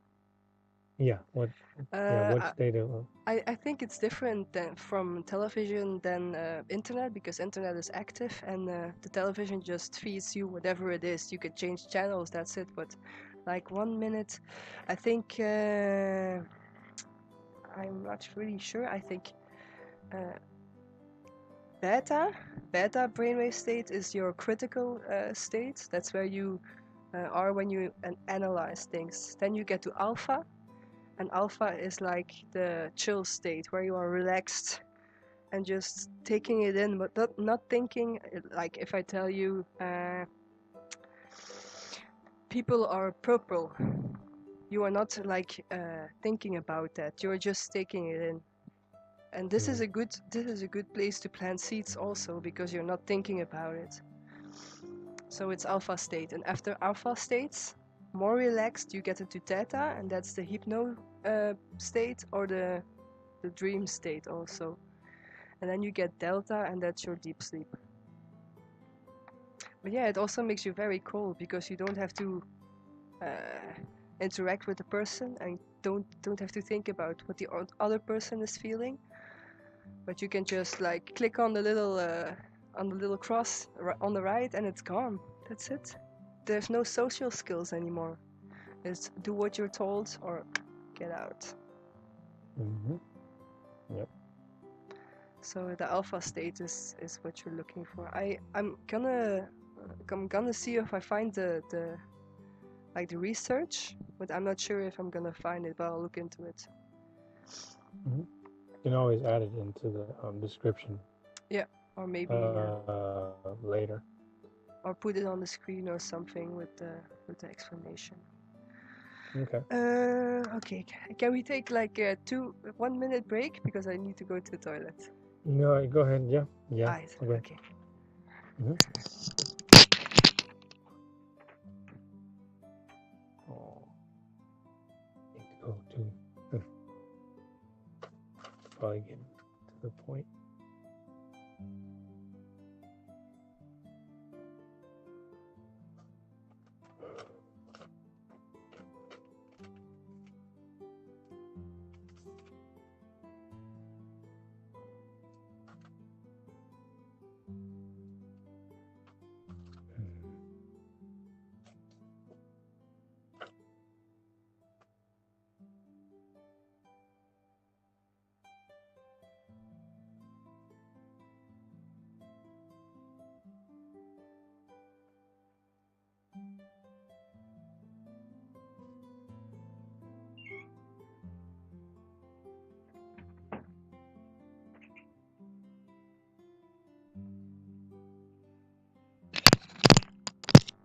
All right.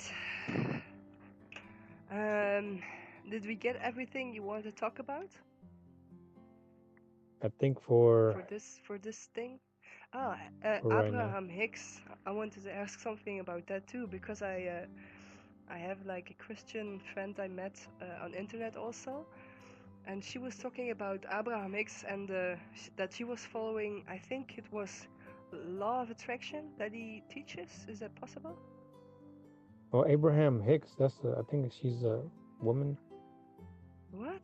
Um, when I looked up, just me, when I looked her up, it showed I think it was a woman, or maybe Okay. it was, I don't know. But when I looked her up, I know it says Abraham, but it Yeah. is a woman. Maybe her name is something else, Hicks.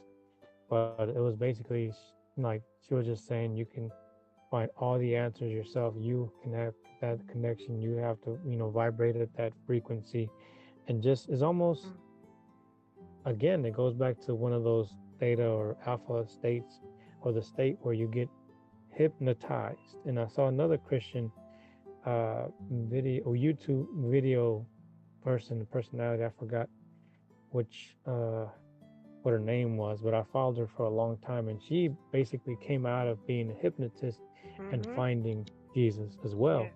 And she was just breaking all of that down, saying when somebody repeats these things over and over and over again, it makes you agree. Is a placebo effect happening where you agree so much that you feel that things are happening because of the power of that's called the power of suggestion. Yeah, man. So Abraham Hicks, and when I went into the vortex proclamations, you would say this so much over and over and over and over and over again. You almost like it's a hypnosis. Yeah, there we go. Self-hypnosis, where you get into the state where you believe what you're saying so much because you're saying it so much.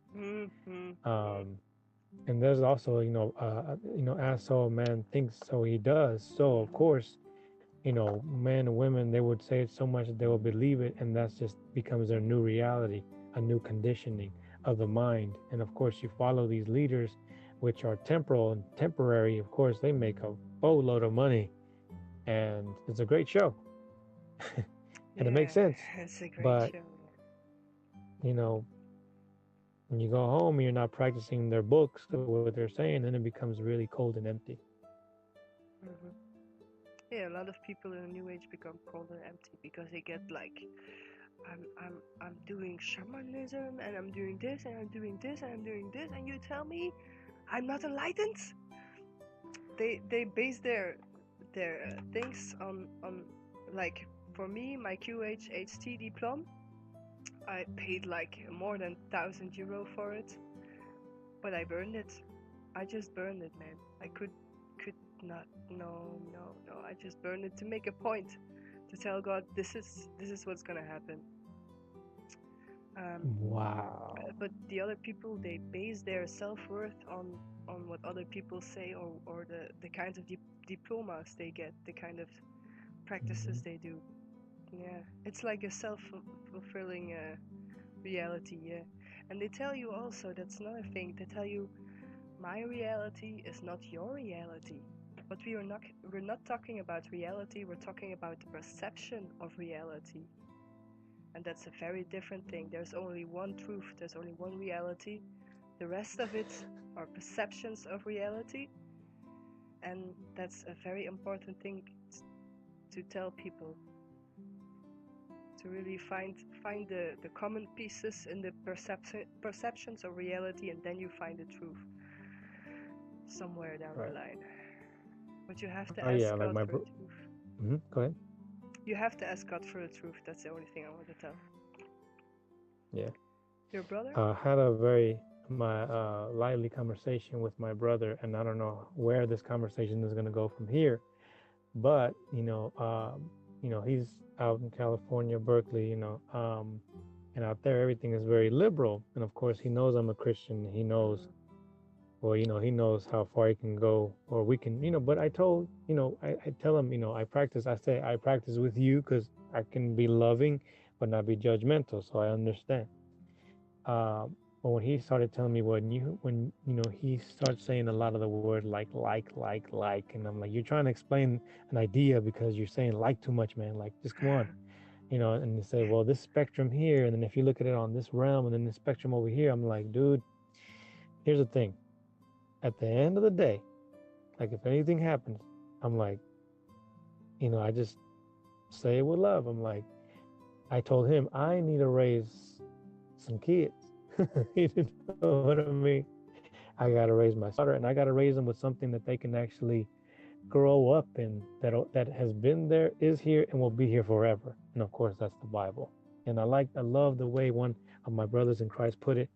It's basic instructions before leaving Earth. When I heard that, I was like, well, that makes a lot of sense. But it's too simple. We need to see other spectrums and realms and dark matter and this and that. No, I'm a pronoun and I'm not a girl today. I'm not a boy today. I don't feel that way. I'm a man. No, I'm a woman. No, I'm an alien. That's like, man, okay. Yeah. It's So crazy. at the end of the day, I told him, hey, I have to raise my kids with something solid that I have found, that has given me truth, is showing me how to have a blueprint to be a good husband, good father, because now when I ask the father, hey, show me, and he's like, here it is. And I'm like, well, I I can't deny it. I can't go anywhere else because I can't say I've been everywhere else, but I've tried to do it basically my own way, and it's fried me. Does that make sense? Like, I'm so burnt out of hearing everybody else's truth. I just want to hear one truth. And that's just where I want to follow now, because I'm just so tired of trying to lean on myself, my own understanding. This got sick. You get kind of sick of yourself, or maybe at least I did. I'm like, okay, I'm tired of hearing myself. I'm tired of. I'm like, and when I was trying to make my YouTube channels at that time, I was just kind of giving it up. I was like, I'm tired of this. Like, I just need something greater than me. And the truth is simple. Yeah, and but what I wanted to say is three last scriptures before we, if and when before we end, because that helps a lot to continue. You want to make a part 2, or if anybody wants to do like their own research, that's of course what all the truthers say, right? It's like, do your own research, and that's what I did. I did my own research, and I found God. The hard way. Oh yeah, and okay. So. Go on with the scriptures if you like. Okay. So. Come. And so these scriptures here, I'm gonna start with. Okay. Number 1, if you're still in the new age, still doing yoga, whatever it is that you're doing now, if it feels like something's weird, something's shifting, if you've gotten to the point of even hearing this message today, I would invite you to listen to this. 1 John chapter 4, it says, and check this out, it sounds very new agey, but it's not. But again, it says, beloved, do not believe every spirit, but test the spirit to see whether they are from God. For many false prophets have gone out into the world. Okay. And so this next one is when I used to believe that I can talk to the dead. But anyway, here we go. Ecclesiastic 9:5 says, for the living know that they will die, but the dead know nothing. So the dead know nothing. They can't communicate at all whatsoever. They're gone. They don't know. And then the next one, we can go on for days for that one. But anyway, as you go forward meeting new brothers and sisters in Christ, like if you ever meet me, ever get the chance to meet me, knowing me, I'm operating out of this next verse, which is the fruit of the Spirit. In Galatians 5:22 and 23, it says, but the fruit of the Spirit which is the result of his presence with us, is love, unselfish concern for others, joy, peace or inner peace, and long-suffering or patience, or how to act while waiting, gentleness, kindness, goodness, faith, meekness or humbleness, or having or showing the modest or how low esteem for one's own importance, temperance, and self-control, resistance, or moderation. Against such there is no law. So if you have a brother or sister in Christ, or maybe somebody in your life that is a Christian, they operate from those fruit of the Spirit, then they are of God. And if they come with hate and fire, brimstone, is you're gonna die that day, but they maybe don't buy you a cup of water or don't feed you or don't ask you how your day is going, they might be in their spiritual growth too. I'll just say that because when I first got rededicated my life, that was me. I was that guy. I was posting on Facebook, Instagram, sending text messages, emailing people, you're gonna die. Hey, accept Jesus. Come on. And it's like, I don't think a lot of people can accept them like that because when Jesus talked to the Samaritan woman at the well at Jacob's well, he didn't just say, "Hey, you're gonna die, accept me, and you'll be saved." What did he say? He just said, "Can I have a drink of water?" And I was like, "Wow, wow." I mean, the one that created like everything, right? That comes from the Father asked his creation, "Can I have a cup of water?" It's the most humbling thing that I'm learning, even right now, of how to really reach people with the gospel of peace, to meet the need, be there where they're at, meet them where they're at. Not be this Pharisee, I'm too holy, I can't touch you, I can't talk with you anymore. But just being like Jesus, like, hey man, how's your day going? You need help with that? Simple thing. So I leave you with that. And I thank the Lord for this moment. And of course,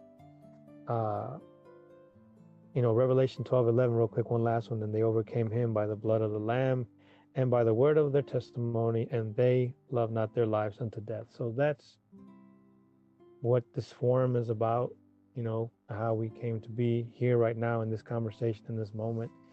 It's frame of time, however, you want to look at it, by his grace and by his timing only. So thank God for listening. Thanks, man. That says it all. I think if you're in the New Age and you think maybe something's not right, try to check out what Christians have to say. Not all Christians are the same, but start with Jesus.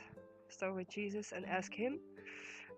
Nobody can say it better than his Holy Spirit, I guess, because talking to God, it's not like he says, hey, back, but he places an understanding on your heart that's not of your own, that you have to translate, and then you know what he means. Like forgiveness, many of the times it's not mine. I will not choose forgiveness because but then you feel it like it's a little like conviction. He tells you what to do through your emotions. I don't know, the understanding on your soul. I don't know how to explain this. And other people, like you said, other testimonies, like Laura Maxwell, her testimony. If you don't know her testimony, go check it out. It's very powerful. I think a lot of people came out of the New Age by listening to Laura, because again, like you said, she's not telling everybody you go to hell. She just tells it from her standpoint. She tells her, I was also believing these things, but this is what happened to me, and this is how I managed to get rid of it. There is a lot of truth in that, so if you can, check that out also. If people want to contact you, can they contact you in any way, like on Facebook or email? Email, I'm going to start, and also through the Be Led to Jesus Christ YouTube channel. I always say that that's not my channel, that's his channel. I mean, his name is on it. And I just go on there and I just make videos led by the Spirit, of course, a series of books. I'm a little bit hesitant on it, but if he leads me doing his will, then we'll go forward doing that. And if people benefit from it, great. But the channel is called Be Led to Jesus Christ YouTube channel. And I'm going to add my email on there. And for the purposes of, people wanting to know more information and also prayer requests, because prayer is powerful. Yes. And God answers prayers. That's a good topic So to discuss next time, I think. Prayer, yeah. because prayers always work, man. Even if if you think you are not hurt, it's hurt, but maybe it's just coming on slow. But keep praying, and it will come. All right, Fado, thank you for this interview. I hope Thank it you. will wake up a lot of people. I will say a little prayer for that, and then I'll see you later, I guess. So, God, I hope you will bless this testimony. I hope we say the right words for people to connect with us, and that the soil of people already, that they're not hard-headed, but in their open-mindedness can see also this side, that they don't feel guilty, but that they feel inspired to know more, why we do this, why we say this, even after coming out of all the New Age. There must be something true, and I hope you let them see it. In Jesus' name, amen. You want to add something? Yes, I would add only seek the truth, um, the way, the truth and the life, which is Jesus. No one comes to the Father but by him. That's John 14:6. So All right. just go forward, and be bold in that, and and reach out and seek his face, and he will give you answers. That's for sure. Sometimes very interesting ways, but he will answer. I'll just keep it. I'll just say that much. So thank you again. All right. Thank you, Fido. I'll see you next time. Keep well. Keep warring for us, as you know. Till next time, man. Right, till next time. Bye. Bye. Bye.